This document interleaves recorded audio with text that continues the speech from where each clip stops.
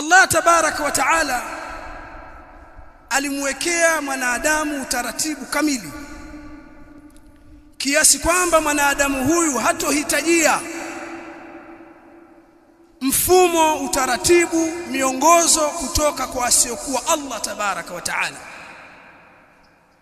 Hivyo Allah tabaraka wa taala akaukamilisha utaratibu huu, ikawa hakuna nafasi ya ziada wala hakuna mapungufu, kama alivyosema Allah tabaraka wa taala, al-yawma akmaltu lakum dinakum wa atmamtu alaykum ni'mati wa raditu lakum al-islam dina.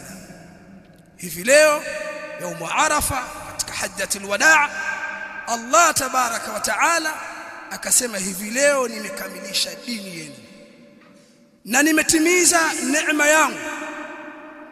Uislamu ni neema, dini hii ni neema,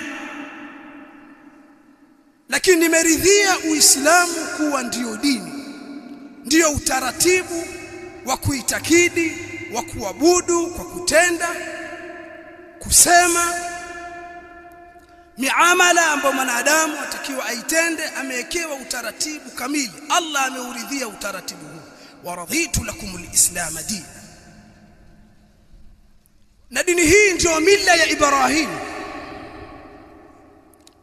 Allah tabaraka wa taala ametutaka sisi tufate dini hii, na dini hii ndio mila ya baba yetu Ibrahim alayhi salam, kama alivyosema Allah tabaraka wa taala, ومن أحسن دينا ممن أسلم وجهه لله وهو محسن واتبع ملة إبراهيم.